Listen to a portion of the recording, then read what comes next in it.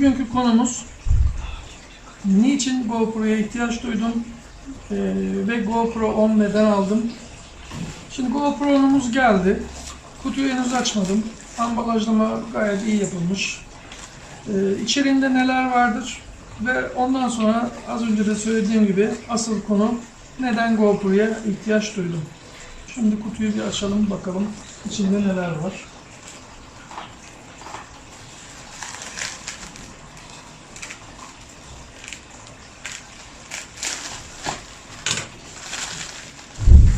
Gönderici firma gayet sağlam bir ambalaj yapmış. Herhangi bir şekilde kargoda zarar görmesin diye. Evet, dış korumayı açtıktan sonra naylonumuzu da açalım. GoPro 10 olduğunu gösteren logomuzla birlikte kutumuz geliyor. Üstünde bir adet kitapçığı mevcut. Bu şekilde. Bunları kenara koyalım. Daha açmadan şunu görebiliyoruz. Burada diğer çoğu aksiyon kameralarında koruma kılıfı ya da çantası olmadan geliyor. Burada GoPro bize çantalı bir şekilde göndermiş. Şöyle bir bakıyorum, yırtmadan açma imkanı var mıdır diye. Evet, maalesef yırtmadan açma imkanı bize vermemişler. Alt kısımda yırtıp açmak için bir bantımız var. Bantımızı çekiyoruz ve şu şekilde çantalı bir şekilde GoPro'muzu açıyoruz. İnce uzun bir çantası var. Kullanışlı. Taşımalarda çok işe yarayacağını düşünüyorum. Şöyle bir açalım. Evet. Üstte bir ufak tanıtım, güncellemeler nasıl yapılacak. Yine hızlı kullanım kılavuzları. Çantamızın ön yüzü. Bir adet Type-C'miz var şarj etmek için. Yanında 3M yapıştırma bandıyla birlikte herhangi bir yere sabitlemek için vidası, bir adet pil ve sabitleme aparatına takılmak için sabitleme kılavuzu diyelim. Ve kameramız. Şu şekilde kameramızı alıyorum. Başka ekstrem bir kutumuzun içinde herhangi bir şey yok. Kutuda rahat oturması ve sağa sola sallanmaması için bir sabitleyici koymuşlar.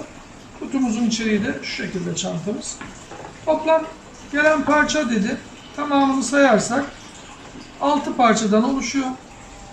Pili, kamerası, vidası, sabitleme parçası ve kendisi ve şarj etmek için Type-C'miz mevcut.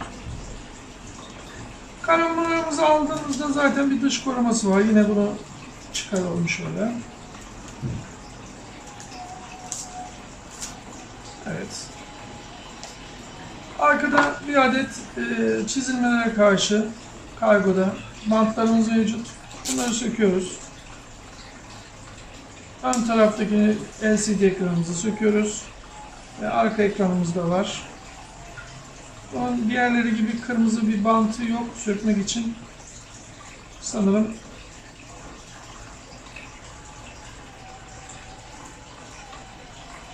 kullanmadan önce güncelleyin diye İngilizce olarak yazmışlar. Bütün GoPro kullanan ve aksiyon kamerayı takip eden arkadaşlar bilirler ki Türkçe bir dil desteği yok. Onun için İngilizce var. Altında daha önce görmüştük. Tabi almadan önce diğer bütün arkadaşlar gibi kamerayı inceledik. Nedir, ne değildir, içerikleri nedir, özelliklerini tabi mutlaka ki inceliyoruz. İnceledikten sonra diyoruz. Kameramız hafif, gayet güzel. Şarj ettik ve inceledikten sonra detayları anlatacağım ve videonun başında da belirttiğim gibi neden GoPro'ya ihtiyaç duyduk?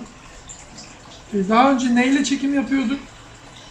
hangi aksiyon kamerasını kullanıyorduk ve yaşadığımız sorunlar neler? Şimdi bunlara değineceğiz. Biz YouTube'da video çekmeye nasıl karar verdik? YouTube'da video çekmeye biz dağcılık sporuyla uğraşıyoruz. Hafta sonlarımızı Paktos grubu bünyesinde faaliyet göstererek değerlendiriyoruz hafta sonlarımızı.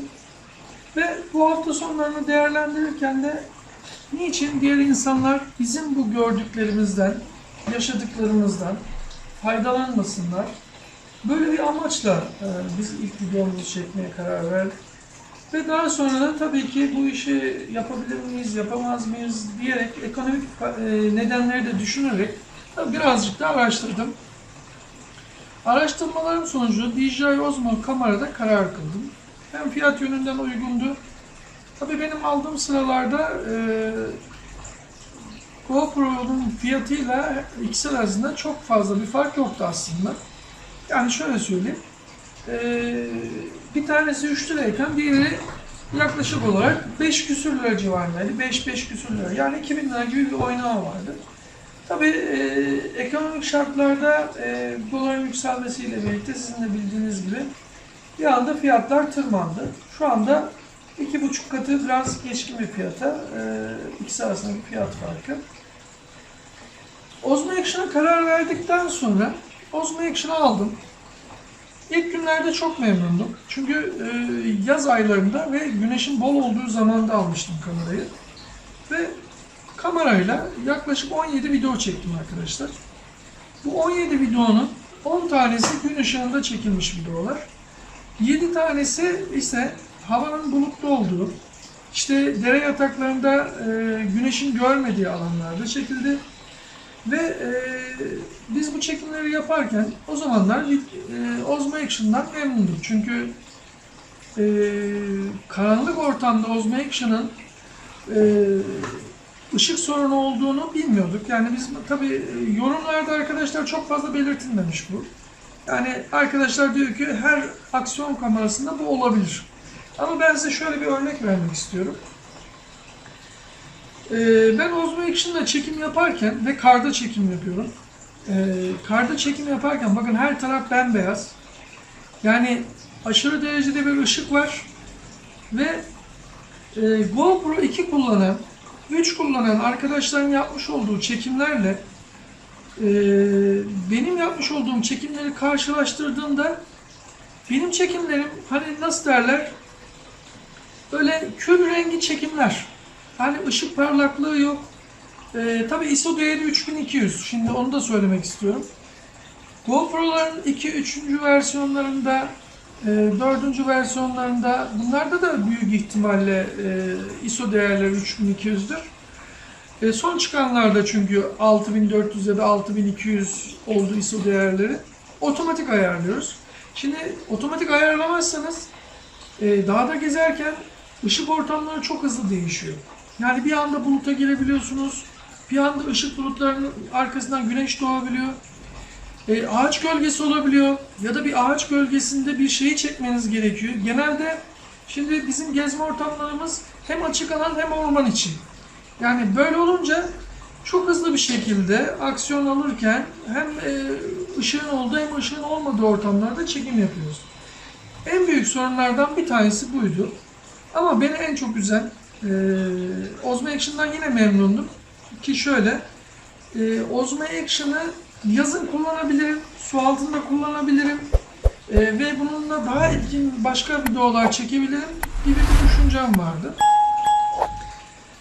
Ama böyle soğuğun çok olmadığı, yine böyle karlı bir havada çekim yaparken Osmo Action kameramın üzerinde gölgelenme gördüm. Ve biz bu gölgelenmeyi bir şekilde Osmo Action'ı kara düşürdüğümüzden ya da yoğunlaşmadan kaynaklı olabileceğini düşünerek de bir hafta Osmo Action'ı biz tabi Osmo Action'ın iç merceğini açma ya da merceğine bakma gibi bir olayımız yoktu. Sıcak ortamda tuttuk. Yavaş yavaş belki buharlaşma olur diye. Ama sonra fark ettik ki hiç kullanıcı hatası olmamasına rağmen Osmo Action çok az bir ısı değerinde iç merceğin çatladığını gördük. Ve bunu da nasıl öğrendik arkadaşlar? Bunu şöyle söyleyeyim. Cihaz 3 aylık bir cihazdı. Bunu garantiye gönderdim. Garantiye gönderdikten sonra bir hafta sonra teknik servis aradım ve dedim ki bakın böyle böyle bir durum var. Ben size göndermiştim. Kameramın durumu nedir? Bana döndüler. Dediler ki kameranıza henüz bakılmamış. Yani bir hafta geçti. Teknik servis İzmir'de. Buradan oraya kargo zaten bir günde gidiyor. Yani aslında 3 saatte gidebiliyor da bir günde gidiyor yani. 5 dakika sonra bana döndüler. Dediler ki biz kameranıza baktık. Kameranızın iç merceği içeriden çatlamış. Yani bakın kameranın iç merceği bu dış korumanın altındaki mercekten bahsediyorum. Dışarıdan değil. Yani benim tarafımdan ya da bir çarpma şu bu falan değil. Merceğin içinden bir çatlamanın olduğunu söylediler. Ve DJI'nin merkeziyle görüştüklerini, bunun garanti kapsamına girmediğini ve hiçbir şey yapamayacaklarını beyan ettiler. Yeni sıfır kamera satın almamı istediler.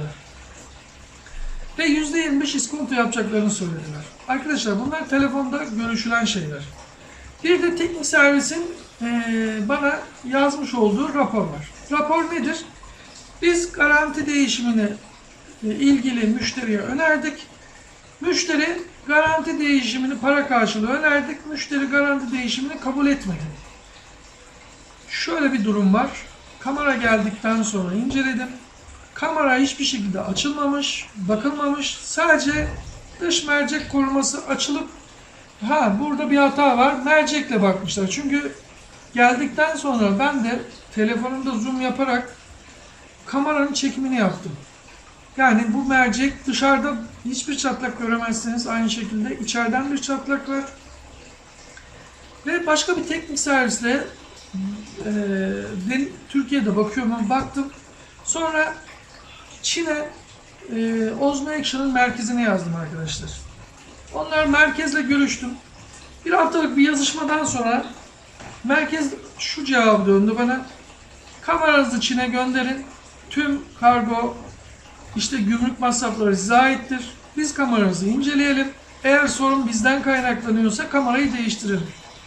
Şimdi ben bunu bazı yorum yaptığım sitelerde de beyan ettim. Hakikaten buna güldüm. Çünkü zaten kameranın maliyetinin 2 katı kargo bedeli artı gümrük masrafları çıkacaktır. Artı dönüş masraflarını da size yüklüyorlar. Bunu da beyan edeyim. Orada da dediğim gibi isterdim ki Osmo Action ikinci bir bağımsız teknik servise benim kameramı göndersin. İncelesinler. Sorunun benden kaynaklı olmadığını, yani ikinci bir gözden sonra ben bunu kabul ederdim. Sorun kullanıcı taraflı olmamasına rağmen arkadaşlar hiçbir şekilde ilgilenmemişler. Bakmamışlar kameraya.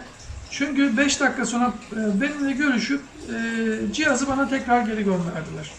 Yani kamerayı aldığınızda hiç açılmadığını zaten biliyorsunuz ki benim görüşmelerim sonucunda da şu sonucu gördüm. Osmo Action DJI fabrikası hiçbir şekilde bu tür kameraların açılmasının, içerisine müdahale edilmesini istemiyor arkadaşlar.